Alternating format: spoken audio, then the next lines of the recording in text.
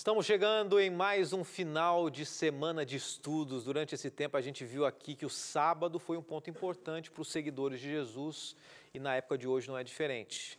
Deus não muda, mas em toda parte a gente vê pessoas seguindo caminhos diferentes do estabelecido por Deus. A gente está falando essa semana sobre o selo de Deus e a marca da besta e a gente fecha esse programa com esse tema a partir de agora.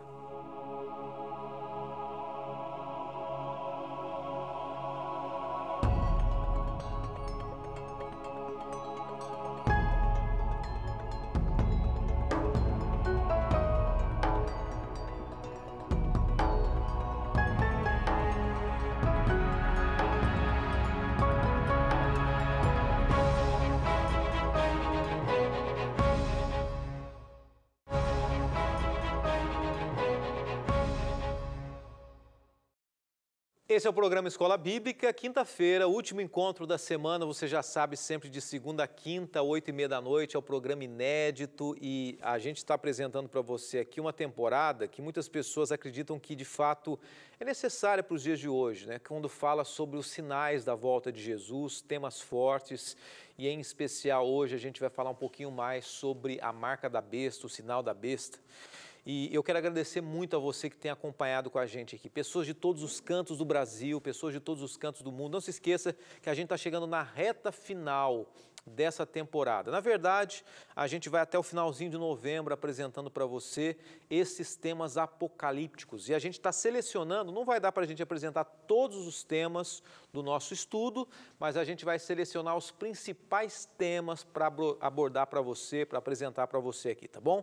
Semana que vem tem mais um tema especial e a gente vai junto.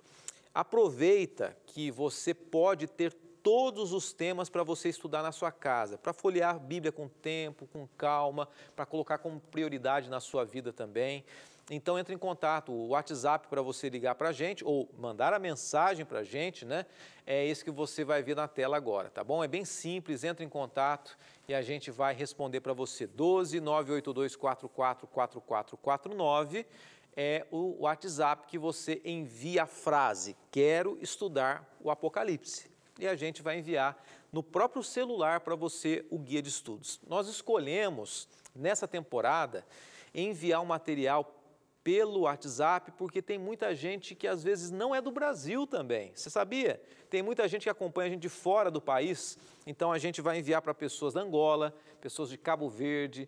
Existem alguns países também brasileiros que estão fora do país, estão na Europa, que acompanham a gente, querem ter o material também, nos Estados Unidos. E você do Brasil, de todos os cantos, pode interagir com a gente, participar também, tá bom? Daqui a pouquinho eu quero aproveitar e mandar aquele abraço especial para você que acompanha.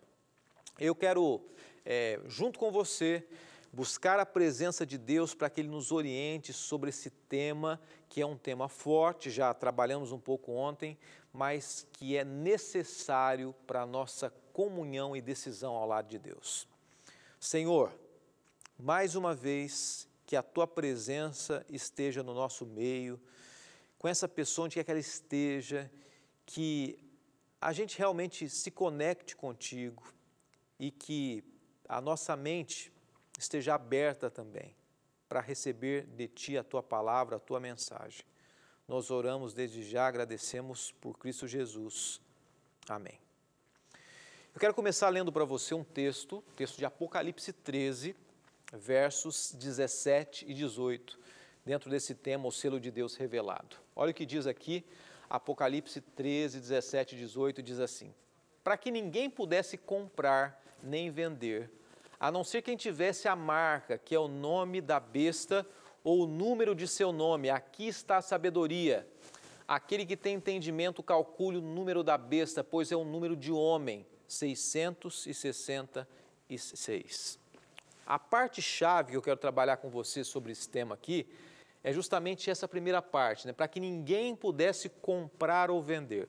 Deixa eu trabalhar um pouquinho esse aspecto para você pensar aqui. Você já ouviu falar que no final da história desse mundo, quando existir um conflito cósmico entre o bem e o mal, entre as forças de Deus e as forças do inimigo de Deus, existirá um sistema corrompido que levará as pessoas à adoração da falsa lei de Deus, da ordenança da guarda de um dia que não é orientado por Deus.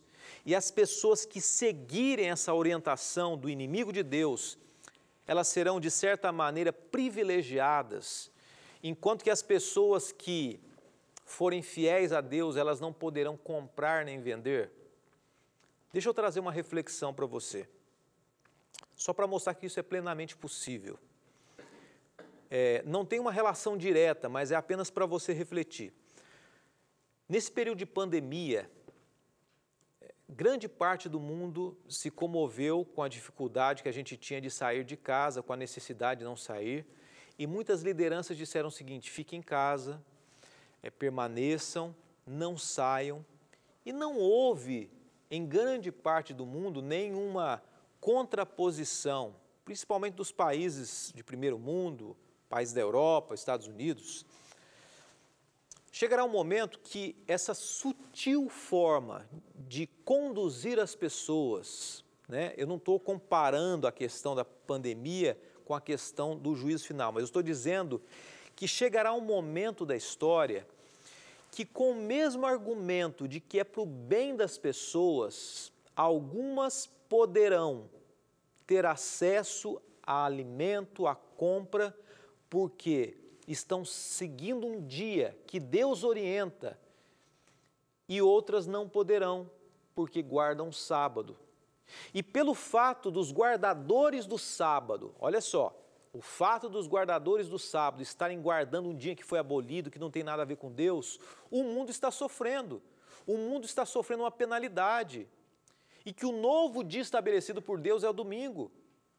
E olha só, esse povo que ainda continua insistindo no sábado, no sétimo dia, tem que ser penalizado de alguma maneira. E qual é a forma que muitos seremos penalizados? Não podendo comprar e nem vender. Porque afinal são uma minoria contrária ao bem maior, ao bem comum. Olha só, já pensou nisso? É isso que vai acontecer no final da história. Esse estudo é importante, seria legal a gente sentar junto em algum momento e você entender mais profundamente esses detalhes, estudar mais, procurar informações, pedir o nosso material. Eu quero ler para você algo bem interessante aqui. Essa palavrinha aqui está. Eu quero ler novamente o que diz o texto anterior e você vai entender por que aqui está. Olha o que diz Apocalipse 13, 17, 18. Para que ninguém pudesse comprar nem vender, a não ser que tivesse a marca, que é o nome da besta ou o número do seu nome. Aqui há sabedoria, ou aqui está a sabedoria, em outra versão. E diz o seguinte: aquele que tem o entendimento calcule o número da besta. Aqui está. Essa frasezinha que eu estou projetando para você, essa frase ela começa identificando dois grupos contrários. Um deles é aqueles que seguem a besta. O número humano, o número de um ser humano.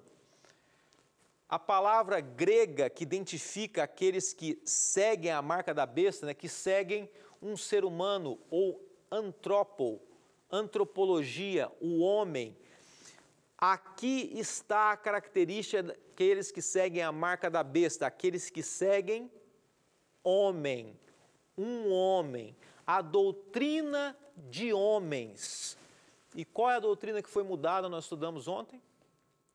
O sábado para o domingo. Aqui está a característica daqueles que rejeitaram a Deus, os que guardam um dia do homem. Apocalipse 14, verso 12, usa essa mesma frase, aqui está, em contraste. E olha que interessante, vamos ler primeiro. Aqui está a perseverança dos santos, os que obedecem os mandamentos de Deus e permanecem fiéis a Jesus. Então essa palavrinha aqui está, ela aparece, é bem curiosa, né? Ela aparece duas vezes. Aqui está a característica daqueles que seguem a besta, pois eles seguem mandamentos de homens.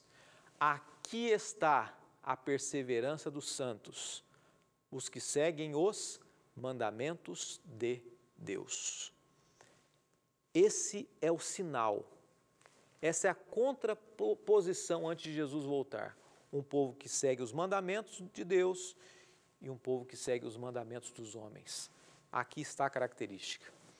Mandamentos de Deus. E você conhece os mandamentos de Deus. Para competir com Deus, o inimigo faz isso. Para confundir o ser humano, o inimigo de Deus, ele é representado pela besta, de uma maneira muito sutil, para colocar essa marca, esse sinal de falsa lealdade.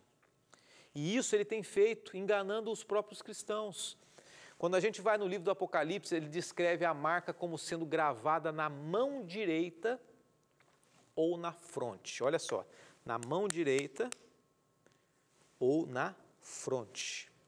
Apocalipse 13, verso 16. Também obrigou todos, pequenos e grandes, ricos e pobres, livres e escravos, a receberem certa marca na mão direita ou na testa, ou na fronte, né?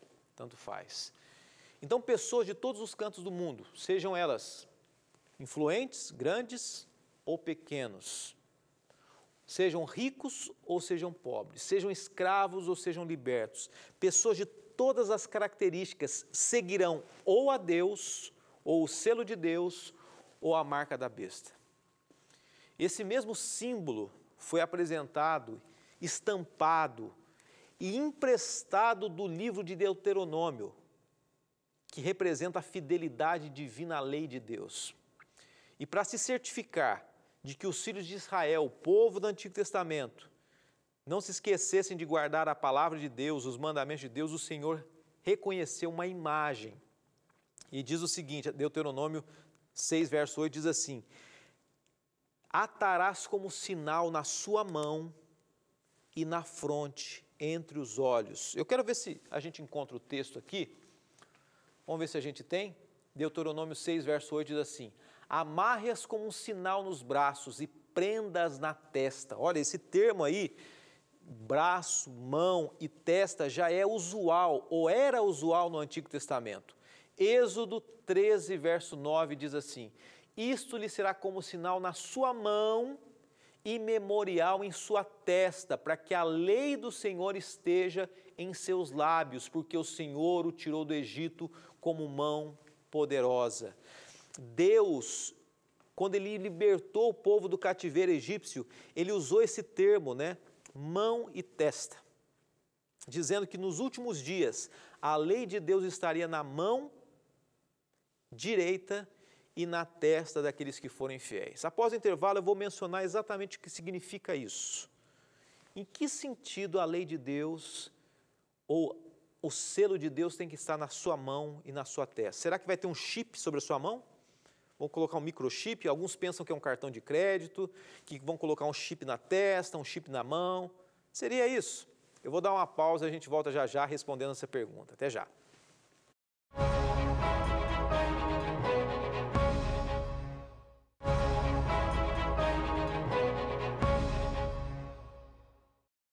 Chegou o momento da gente voltar com esse estudo tão importante e interessante aqui, a gente falando justamente sobre o aspecto fundamental da gente buscar a Deus, porque as suas leis permanecem ainda hoje. E no final da história, ou você segue as ordenanças de Deus, a vontade de Deus, ou você é orientado por Deus, ou você segue a vontade, a lei e a estratégia de homens.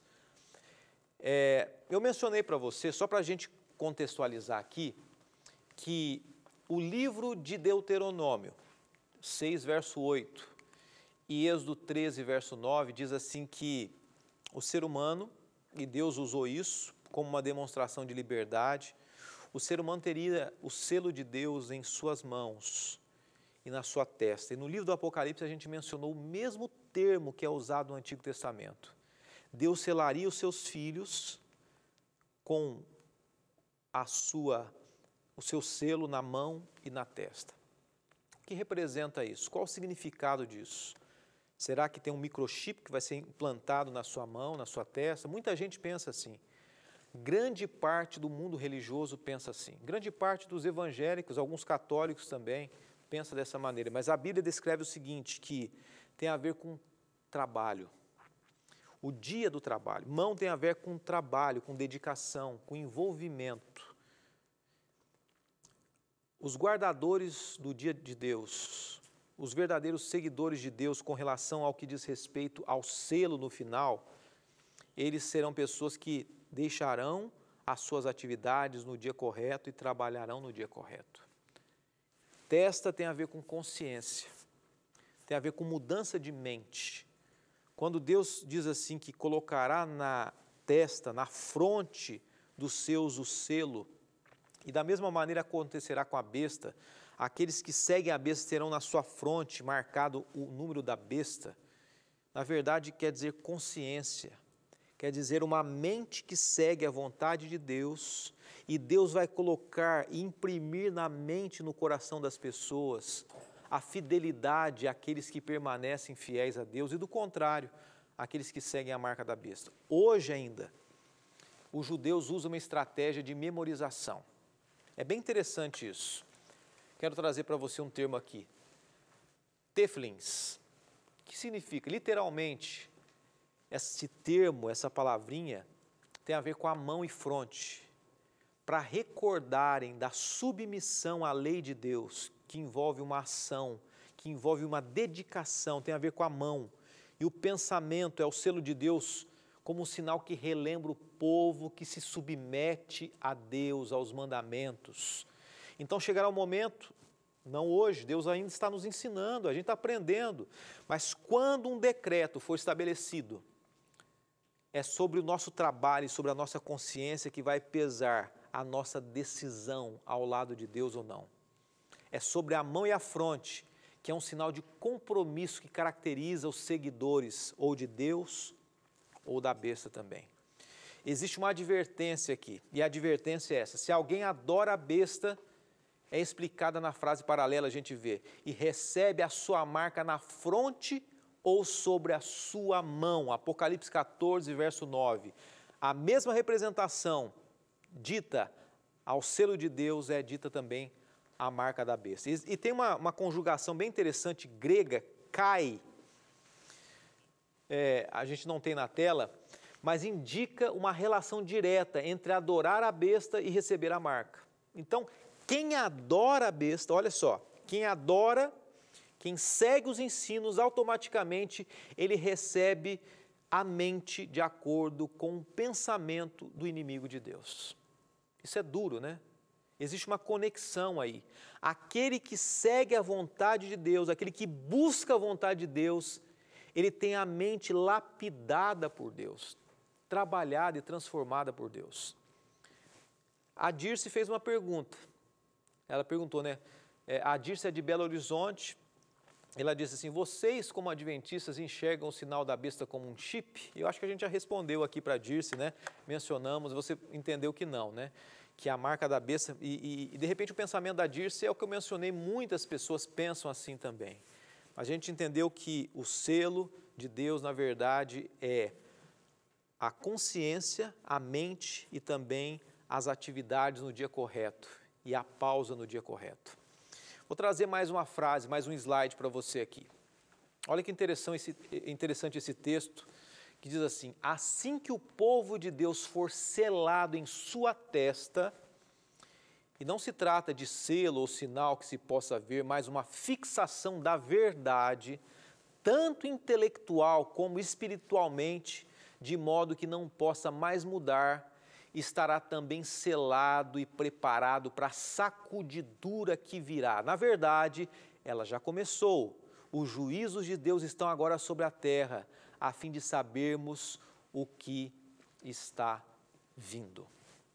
Então a gente percebe que já hoje existe uma movimentação ao nosso redor, no mundo, para que as pessoas comecem a tomar decisões em seguir o caminho de Deus, em seguir a vontade de Deus ou seguir as orientações do inimigo de Deus. Durante essa semana a gente fez questão de abordar esse tema que é um tema forte, é um tema direto, é um tema de decisão, um tema de que traz a nós uma reflexão sobre seguir um caminho ou seguir um outro caminho, seguir o caminho de Deus, o caminho da verdade ou o caminho da mentira. E eu gostaria de apresentar aqui duas declarações sobre comprar e vender com relação ao domingo. Preste atenção nessas frases aqui.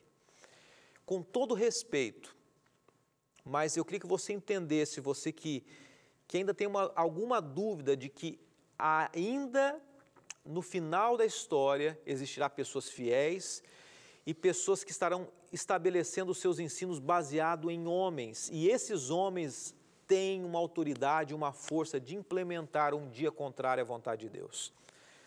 No passado, na época do Papa João Paulo II, foi escrito numa carta apostólica a seguinte frase: é natural que os cristãos procurem que, inclusive nas circunstâncias especiais de nosso tempo, a legislação civil leve em consideração o seu dever de santificar o domingo. E acrescenta que os cristãos se absterão de trabalhos e negócios incompatíveis com a santificação do dia do Senhor. Aqui a gente percebe o seguinte, que o destaque do papado naquela época é que o dia do Senhor deveria ser guardado e esse dia era o domingo. Mais recentemente, o Papa Francisco, ele afirmou também numa carta encíclica a seguinte frase, quero trazer para você: o desafio urgente de proteger nossa casa comum inclui a preocupação de unir toda a família humana, pega a ideia aí, por favor, toda a família humana na busca de um desenvolvimento sustentável e integral, pois sabemos que as coisas podem mudar. É uma justificativa para que as pessoas andem juntas, a família esteja mais junta, isso é bom. Mas esse desenvolvimento, essa proximidade da família, de acordo com o Papa Francisco, inclui a restauração da vida espiritual, tendo como centro o quê? A Eucaristia e o domingo como um dia universal para descansar. E assim a gente experimentar a restauração. Mas o dia de restauração, o dia da família, segundo a palavra de Deus, é o sábado. Existe uma frase muito popular no Brasil que diz assim, que a voz do povo é a voz de Deus. Você já deve ter ouvido isso, né? Essa frase não está correta. A voz do povo nem sempre é a voz de Deus. O povo, em muitos momentos, ele se enganou. Ele pode falar de acordo com diversas maneiras e formas. Deus não fica esperando para saber o que o povo pensa. Deus tem a opinião dele, Deus tem a verdade. Jesus deixou bem claro que a lei de Deus não pode ser mudada por nenhum ser humano, por ninguém. E é isso que eu queria que você colocasse na sua vida, no seu coração, que você entendesse que existem somente dois caminhos. E a gente ou segue por completo um ou outro. Não dá para a gente ficar em cima do muro. Ninguém pode servir a dois senhores, é assim que a Bíblia diz. E deixa eu lançar um desafio do coração para você, fechando o tema dessa semana. Você aprendeu tanta coisa, a gente está aprendendo, tem muito a aprender, você tem suas dúvidas, seus questionamentos também. Mas vamos pensar aqui. Você tem um desejo no seu coração de seguir a verdade de Deus, a palavra de Deus? Pastor, não é fácil. Não é fácil, não é fácil. A gente tem que lutar contra as nossas tendências, os nossos caminhos, as nossas tradições, muitas vezes a nossa família. Mas eu digo algo para você. Deus está do teu lado, te orientando, te ajudando a vencer.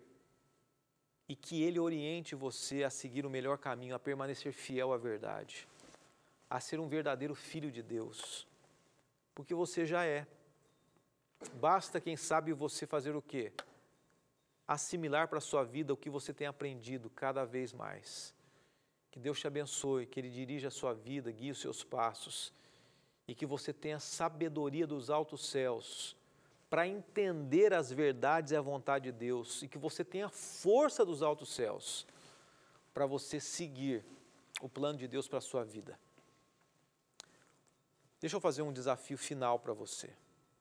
Aqui no estudo a gente aprende, a gente entende, a gente racionaliza, mas pense um pouquinho com a emoção nesse momento.